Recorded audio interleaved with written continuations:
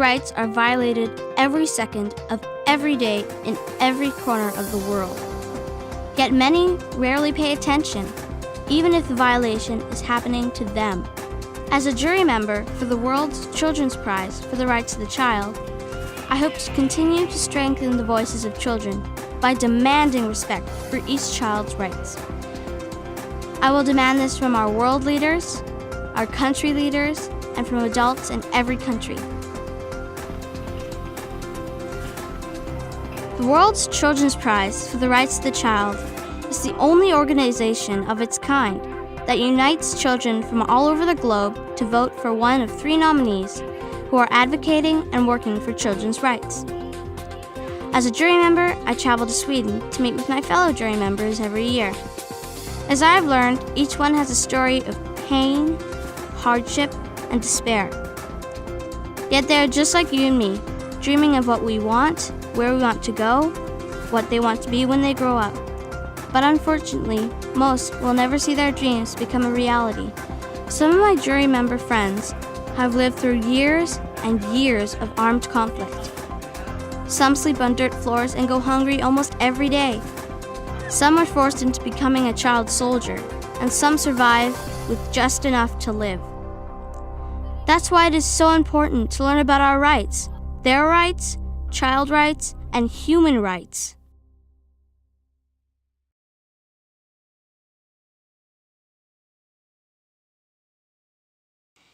Meet my friend Habat Swani from Africa. I call her Haba. Her parents died from HIV/AIDS when she was very young. Her small village shunned her sister, and her eldest brother Vusi. Before her mother died, she built them a small hut, but for 3 years they had no income.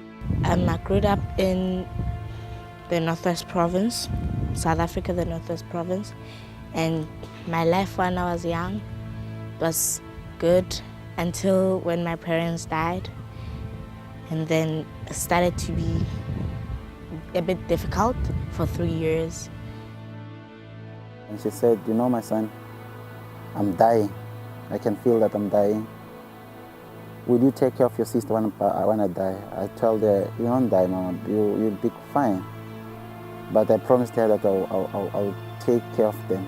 I used to tell my sisters, because by that time when our parents passed away, this issue of AIDS, people didn't like to talk about.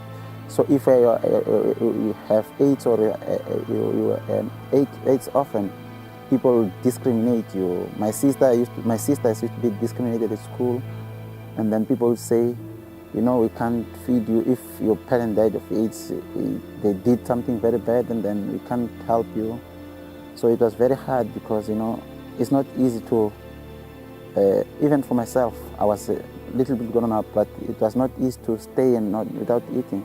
I used to tell my sisters, when you go to school, just take a lipstick, and then just, people think that you don't show people that you are hungry, because you will give more playground to laugh at you. Just be yourself, and then come back home. We cry inside the house, not for people outside, because they'll laugh at us, So it was very hard for me, because they were looking at me to provide for them.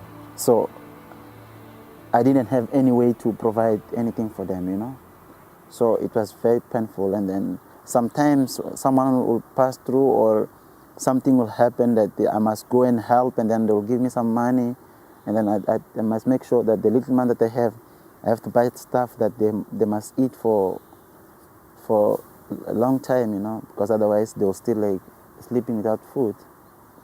And then my brother started doing what he can, trying to make a change in our lives. So he started motivating me to do some stuff that I like, and I started singing.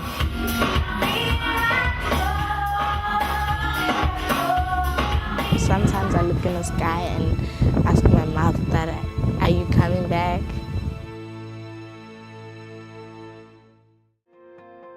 Learn about your rights. Advocate for your rights. Fight for your voice and your efforts to be heard. Over the past few years, I've learned many things about hungry and homeless people. I learned that in Canada, we have many homeless children. Children like me who will go without food, a bed, love, care, safety, and learning. These children do not have the things I have every day. We all need to work together to help these homeless children have chances at the life they want. Let's help our children have a chance at a better life.